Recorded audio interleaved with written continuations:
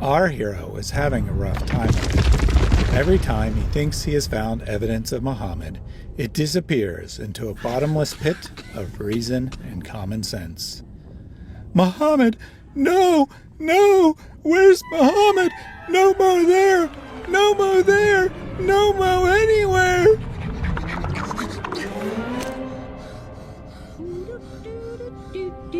Woohoo! Hey, what are you doing? Looking for Muhammad in the Bible.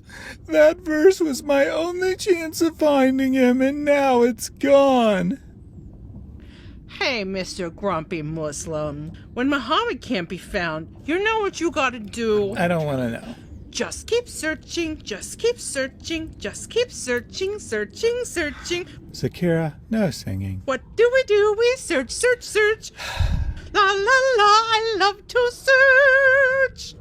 Perhaps Zakira is right. Perhaps Omar should keep searching. Perhaps Isaiah will offer him some hope. So this series, I'm going to put together two different arguments, Isaiah 21 and Isaiah 29. In this Finding NoMo series, as you can read, we're going to see that NoMo rides a camel. NoMo can't read, and NoMo gets destroyed. Boo. It's been a couple of weeks since we've done a review, so we're going to kind of go through this briefly. The reason why we are on this journey for finding Muhammad written about in our scriptures is because, well, Quran chapter 7, ayah 157 says that we can find him. It says, and I quote, "Those who follow the messenger, the unlettered prophet, whom they," which are the Jews and Christians, "find," present tense, mentioned in their scriptures, literally with them, in the law, right, Torah, and the Gospels. So this is one of those falsifiable claims that Muslims make. They say, look, Muhammad or Allah delivered in the Quran that you can find Muhammad written about within your scriptures, specifically the Torah and the Injil, or the book of the law and the gospel.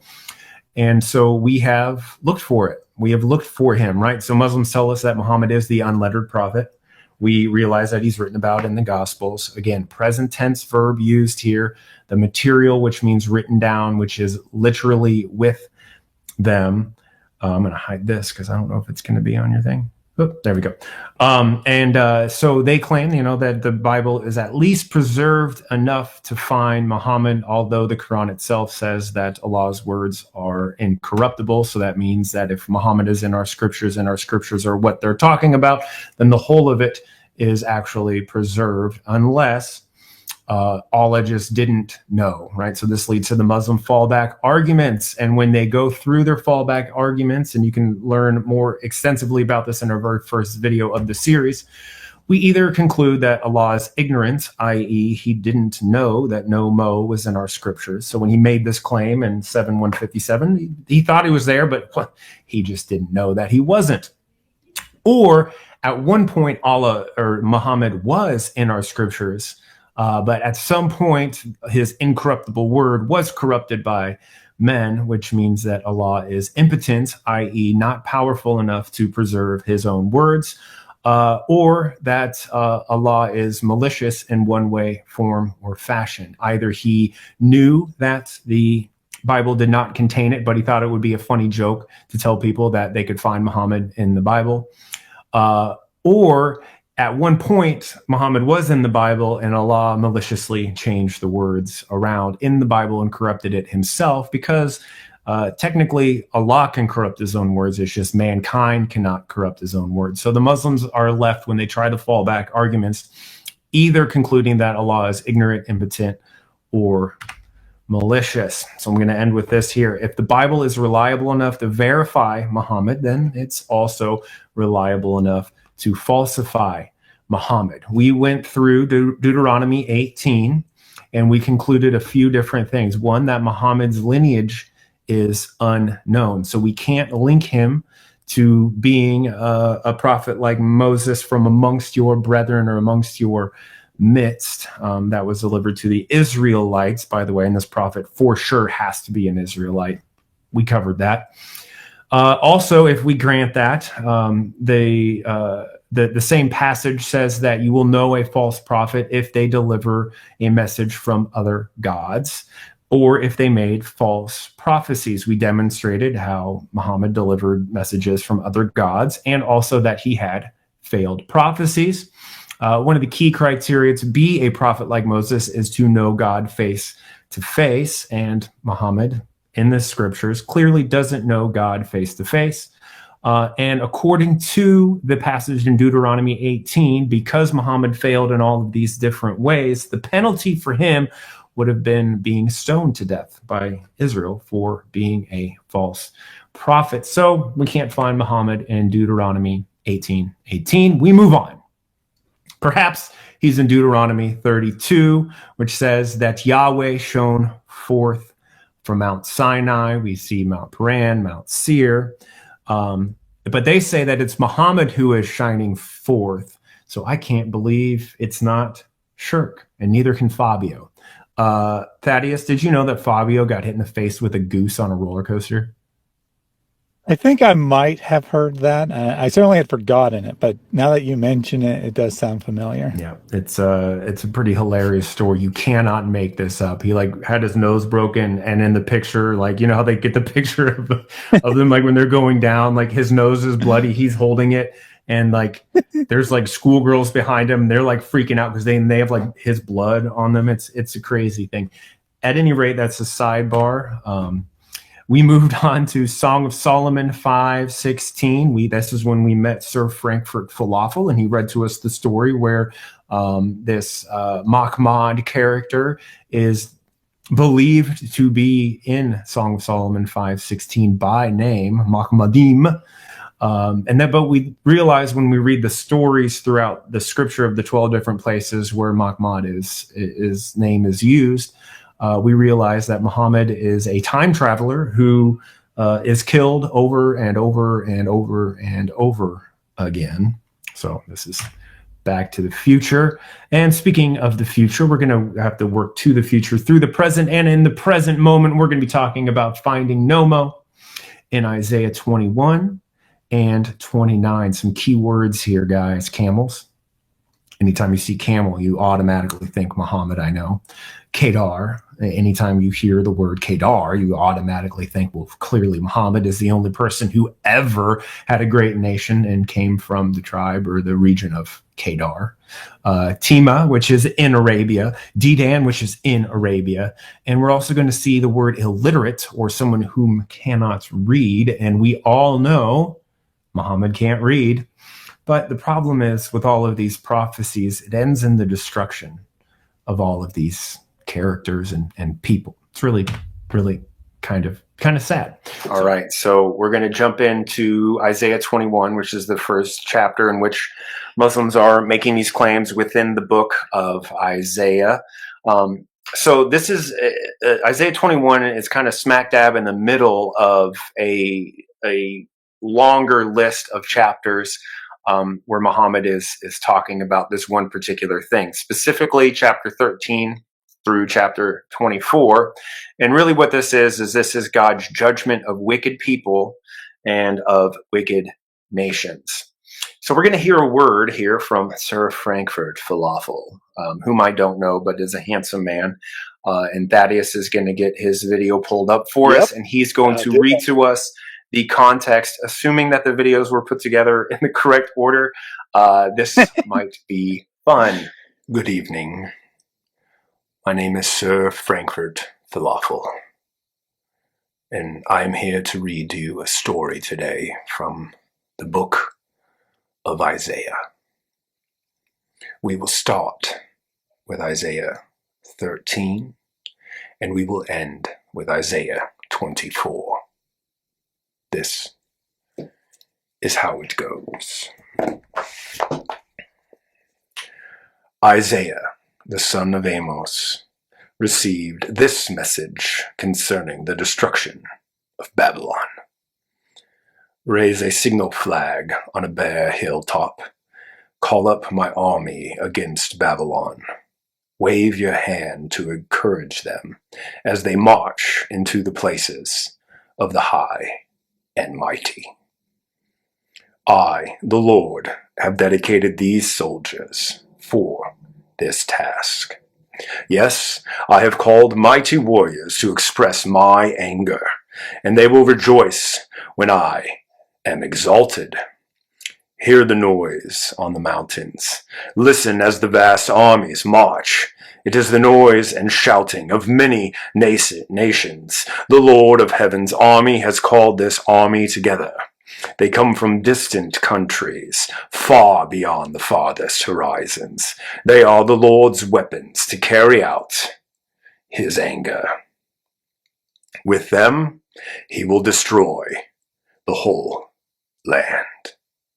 Scream in terror, for the day of the Lord has arrived, and the time of the Almighty is here to destroy.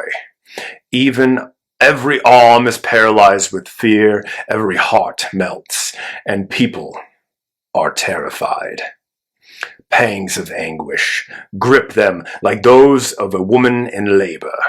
They look hopelessly at one another with their faces aflame with fear. For see, the day of the Lord is coming, the terrible day of his fury and fierce anger. The Lord will be made desolate, and all the sinners will be destroyed with it. The heavens will be black above them, and the stars will give no light. The sun will be dark when it rises, and the moon will provide no light. I, the Lord, will punish the world for its evil, and the wicked for their sin. I will crush the arrogance of the proud, and humble the pride of the mighty. I will make people scarcer than gold, more rare than the fine gold of Ophir. For I will shake the heavens, the earth will move from its place when the Lord of Heaven's army displays his wrath in the day of his fierce anger. Everyone in Babylon will run about like a hunted gazelle, the sheep without a shepherd. They will try to find their own people and flee to their own land. Anyone who is captured will be cut down, run through with a sword. Their little children will be dashed to death before their eyes. Their homes will be sacked and their wives raped. Look, I will stir up the Medes against Babylon. They cannot be tempted by silver or bribed with gold. The attacking armies will shoot down the young men with arrows. They will have no mercy on helpless babies and will show no compassion for children. Babylon, the most glorious of kingdoms, the flower of the Chaldean pride, will be devastated like Sodom and Gomorrah when God has destroyed them. Babylon will never be inhabited again. It will remain empty for generations after generations, and nomads will refuse to camp there, and shepherds will not bed down their sheep. Desert animals will move into the ruined city, and the houses will be haunted by howling creatures. Owls will live among the ruins, and wild goats will go there to dance. Hyenas will howl in its fortress, and the jackals will make dens in its luxurious places. Babylon's days are numbered. Its time of destruction will soon arrive. And now I will read to you from Isaiah 24. Destruction of the earth. Look, the Lord is about to destroy the earth and make it a vast wasteland. He devastates the surface of the earth and scatters the people. Priests and lay people, servants and masters, maids and mistresses, buyers and sellers, lenders and borrowers, bankers and debtors, none will be spared. The earth will be completely empty and looted. The Lord. Well, but the reason why I brought this up has to do with the previous slide, indicating that I read the first chapter, or Frankfurt read the first chapter, Isaiah 13, to let you know kind of the gist of what the following chapters are going to be about. It's God's judgment, and the middle chapters are basically describing some details of that judgment and prophesying how the judgment is going to come to fruition. And then the final chapter that I read there at 24 kind of says, look, this is about to happen.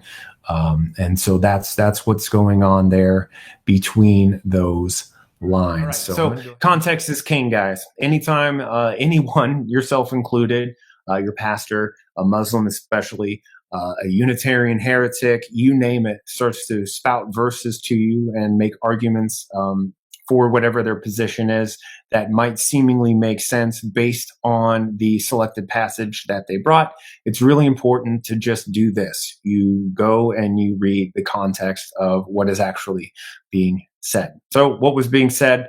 Well, we're talking about the fall of Babylon at the hands of the Medes. Now, this is historically verified from multiple sources outside of even the Bible. The point of this is talking about God's judgment, which is also known as the Day of the Lord. So God's judgment prior to this time was demonstrated through the flood of Noah, where he destroyed the wicked through water, through the destruction of Sodom and Gomorrah, which God used fire. And then in this particular rendition or this particular judgment or quote unquote day of the Lord, we are talking about how the nations and the wicked people are going to be laid to rest through armies, right? So God uses different mediums, water, fire, armies, to judge the world, right? So we're going to get into the actual passage itself in Isaiah 21. So we're going to have Sir Frankfurt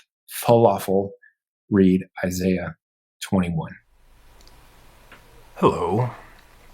Once again, this is Sir Frankfurt Falafel, and I am here to read to you an excerpt from Isaiah 21.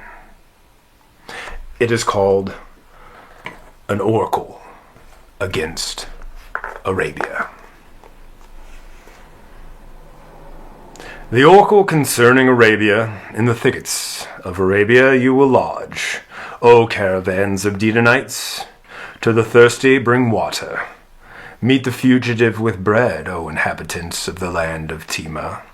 For they have fled from the sword, the drawn sword, from the bent bow, and from the press of battle. For thus the Lord said to me, within a year, according to the years of a hired worker, all the glory of Kedar will come to an end. And the remainder of the archers of the mighty men of the sons of Kedar will be few. For the Lord, the God of Israel, has spoken. All right. So that's the passage, guys. That is the passage that Muslims are going to go through. So before we kind of break down and get their argument, we are going to contextually read the passage, also keeping in mind the greater context that this is the judgment. These chapters between 13 and 24 are judgment passages. So the first thing that we're going to realize is we're going to realize some geography. So this is what Arabia, generally speaking, is being referred to as, kind of in that tan color. That is considered Arabia, right? It goes all the way over to the Persian Gulf. It goes over to Babylon. It goes up north to Tadmor, Damascus, just east of Jerusalem. Some maps actually even have it not just going up to the Sinai, but actually going all the way over to Egypt, really near the Nile River. When he was reading, Sir Frankfurt Falafel was reading, you heard those words, right? You heard the word Kedar, you heard the word Tema, you heard the word Dedan, right? So during Isaiah's time, this was roughly what it meant when they used the term Arabia. It's a vast expanse of land. It actually goes all the way down to Yemen, Oman, and all the way across essentially the whole of the Arabian Peninsula. So when we think about things in modern day terms, we might get a little bit confused because we think Saudi Arabia. Yes, it makes up a vast majority of Arabia of Isaiah's time, but it is not the whole of what Arabia was considered to be during his time, right? So like I said, we hear all of these different locations, right? So the first location that they talk about is Tema, right? So where is Tema? Well, one of the hints that we get is thickets and forests. So when we're reading through the passage, we hear thickets and or forests of Arabia, right? So Arabia is not a real forested area. This breaks it down and really narrows it down to a particular place, right? So Tema is modern day Taima, Tayma. And then we also hear Dedan, which is modern day Al-Ula. Okay, so Tema is located halfway between the southern border of Jordan between the southern border of Jordan and Medina. So if you draw a straight line between the two, Tema is considered to be about halfway there. So as you can see here on your map, you can see the bottom part of Jordan, that white little line. You see the red marker there. That's where Tema is, modern day Taima. And then you see Medina. It is about 176 miles north of Medina, not necessarily in the Medina region, right? We're talking, this is pretty far north. This is a lot closer to Jordan than it is to anything else. Now, this fact is not actually that important, right? The distance between one place and another, based on the context of the passage, is not really important. It is slightly important to the Muslim who is trying to make the argument to say, oh, look, they're talking about Medina or they're talking about Mecca, right? So Medina is way far north of Mecca. So you can see down there at the bottom left of your screen where it says Jeddah. So Jeddah is essentially parallel with Mecca.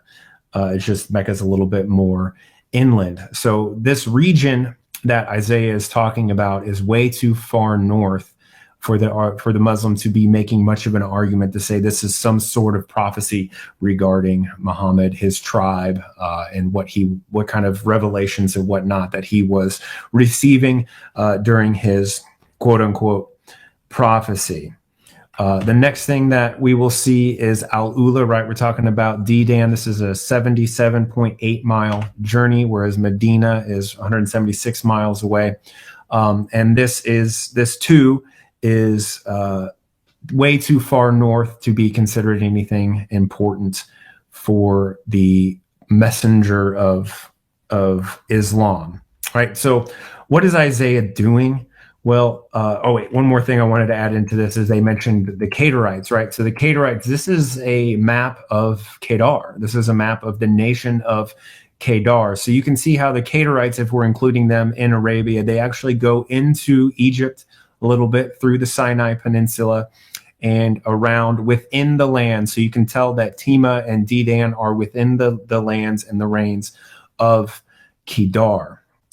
So when we read the story of the passage, we see that within a year, Kedar's glory will be no more.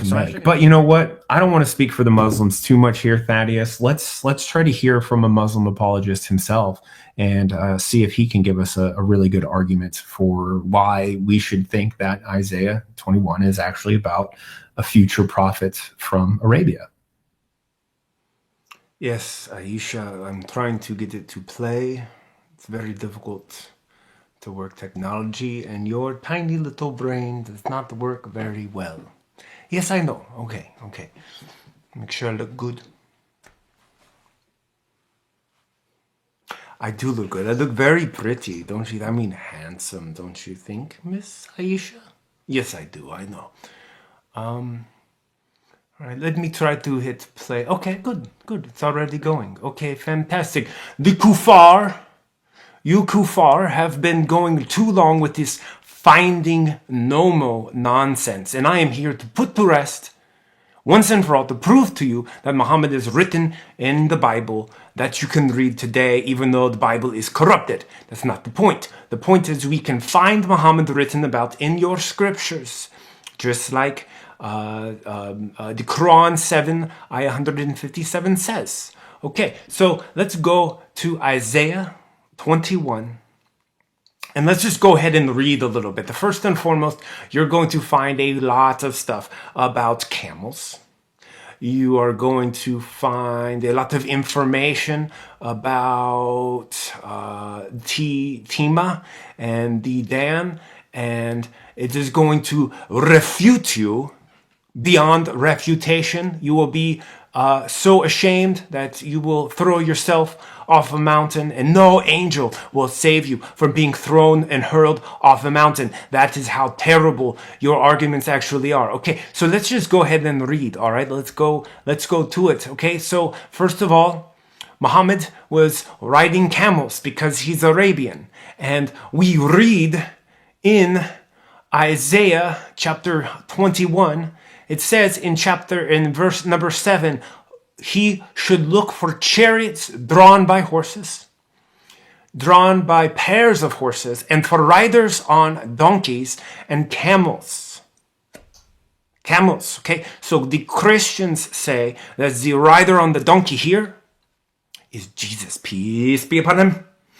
And so if the rider on the donkey is Jesus, peace be upon him, then that clearly indicates to all of us that the rider on the camel is clearly Muhammad. And what should we be thinking about when it comes to Muhammad? Well, let's go ahead and read the passage a little bit further so that we can prove to the kuffar how true Muhammad is and how much he is in the Bible. Okay. So the watchman, he pulls out and he's saying all of these things about it. So then eventually we get to a message about Arabia, or a burden upon Arabia. And what do you think that burden is, Aisha? The burden is the message of God that needs to be delivered to all of mankind. So this is what it reads. The message or the burden came to me concerning Arabia. O caravans of Dedan. Where's Dedan, they ask? Well, that is near Medina. Hide in the deserts of Arabia. Look, we have camel, and we have Arabia, and we have Dedan. Oh, people of Tema. We also know that Tema is within the region of Medina. This is clearly talking about a very special person that is supposed to be from Arabia. And this is what it says. It says, oh, Tema, bring the water to the thirsty and food to those who are weary. They have fled from the sword, the drawn sword, and the bent bow, and the terrors of battle. Okay, we stop there. We don't read the part where it says that this prophecy comes through within a year. And we also definitely don't read the part where it says Kedar and all of its glory will be destroyed. We would never, ever, ever read that. So respond to that, kuffar. You cannot. Allahu Akbar. So, first of all, the camel rider, right? So he actually is reading back into Isaiah 21 where it mentions the camel rider and the donkey rider, right? So it says, oh, if you see someone riding on a donkey or a chariot with two horses or camels, do X, Y, and Z. And so a lot of Muslims will make an argument and say, look, Jesus rode a donkey, and you all say that this was prophesied in the Bible. And they're assuming that we're getting that prophecy from this particular passage, which is 100% false, but they make this false equivalent to say, look, if you can say this passage is about Jesus and a donkey, we can say this passage is about Muhammad and a camel.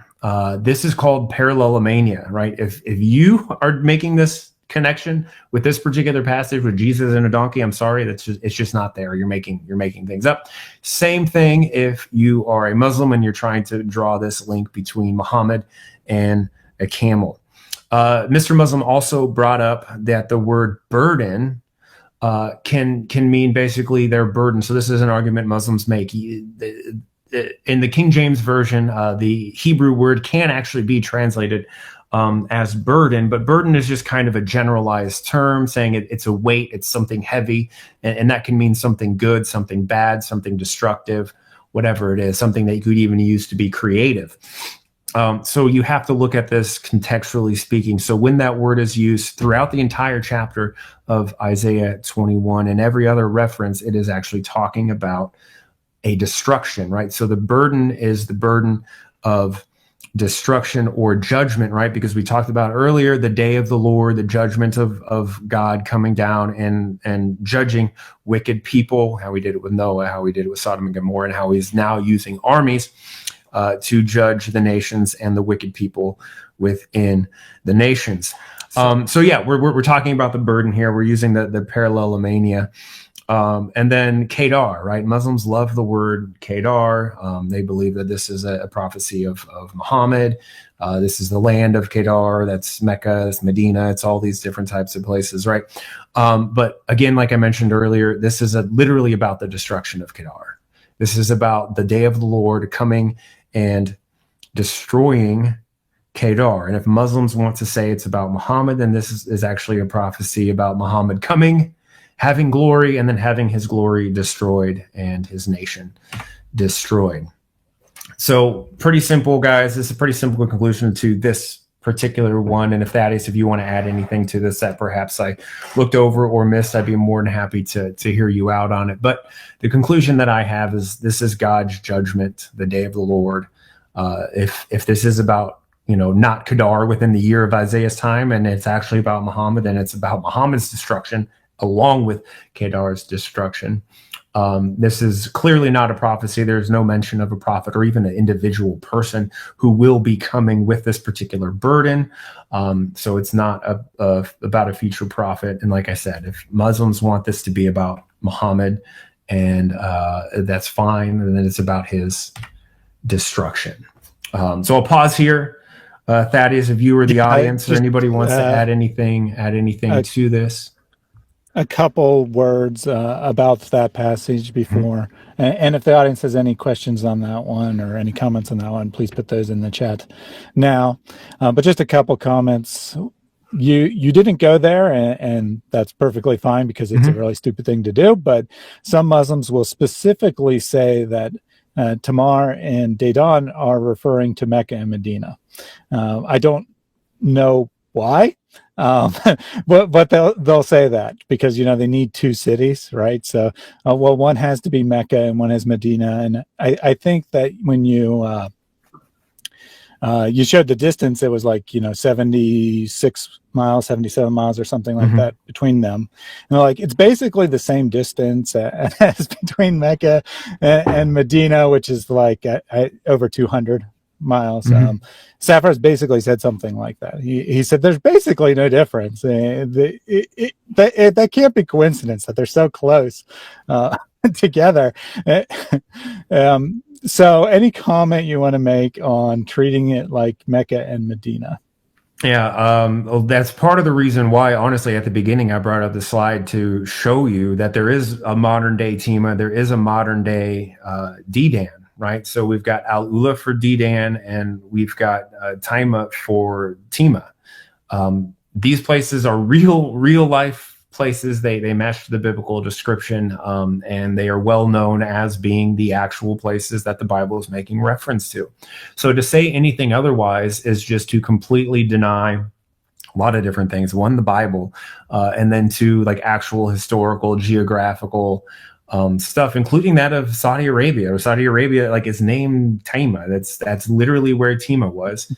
And when you look at it within the range of the nation of Kedar of Isaiah's time, when you saw that graph there, it's within that particular region. And what is notably not within that particular region is south of it, right? Which is Medina, which is within 100 miles or so of of Dedan, but even further south than that is Mecca. So it just can't be, right? If you want to try to make a weird typographical argument, like, well, these are real places, but they're just a type of place, so we're just going to arbitrarily say that it's Mecca and Medina now.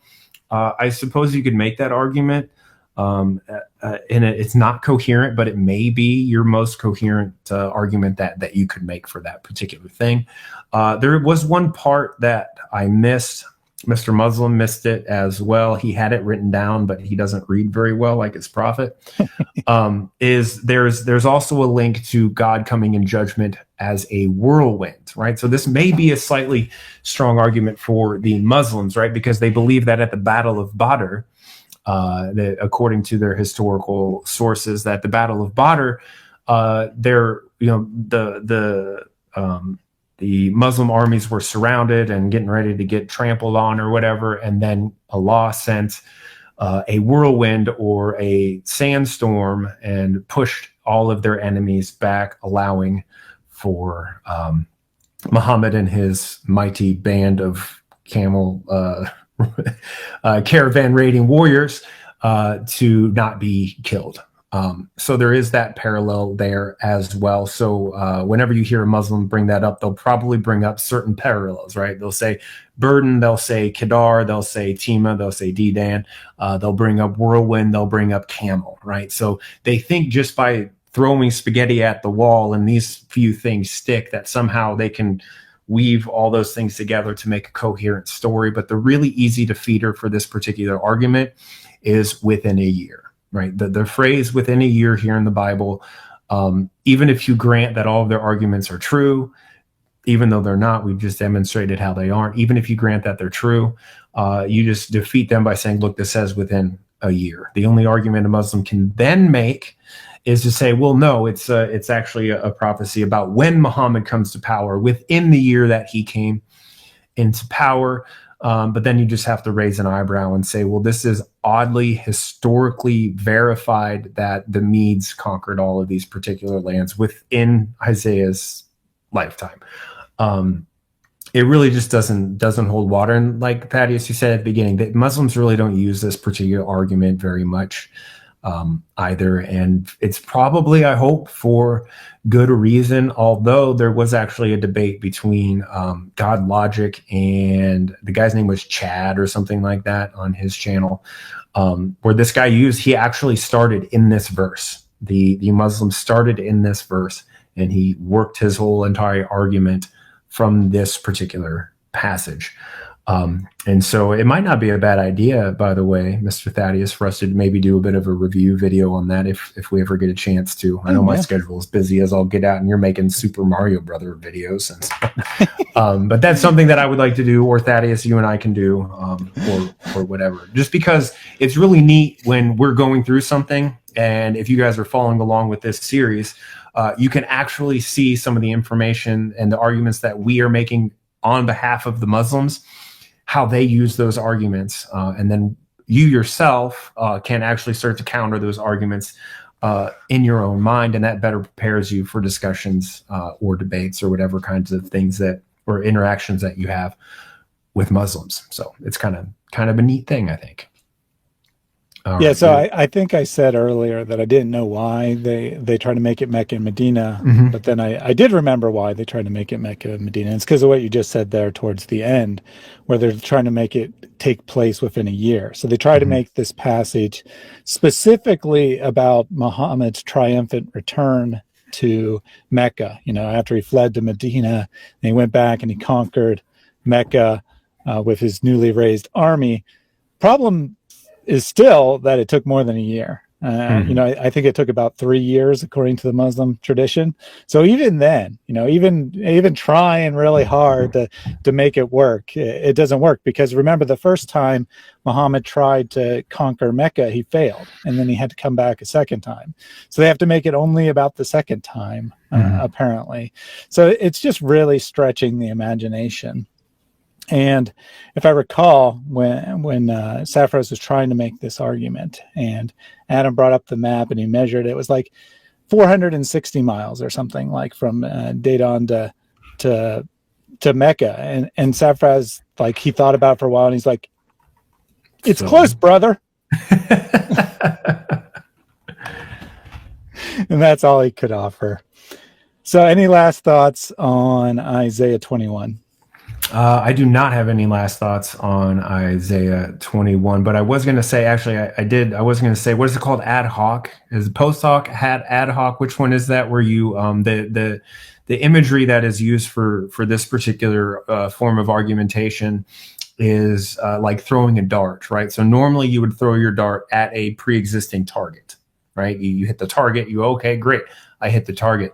Whereas in this particular argument, which Muslims like to use, is they throw the dart, right? It lands in any random place, and then they draw the target around it and say, look, we hit the target. So that's the form of argumentation that a lot of Muslim apologists are using when they're trying to find Muhammad in the Bible. They draw the target around where it is, as opposed to throwing the dart that's already at the target. It's really easy to hit a bullseye when you just throw the dart anywhere and draw a bullseye around it. You know what I mean? Yeah, definitely. Let's put it this way. If this passage didn't happen to contain the word Kedar, they would never imagine going to it. So, you start with the word Kedar, and then you just make everything else fit Muhammad.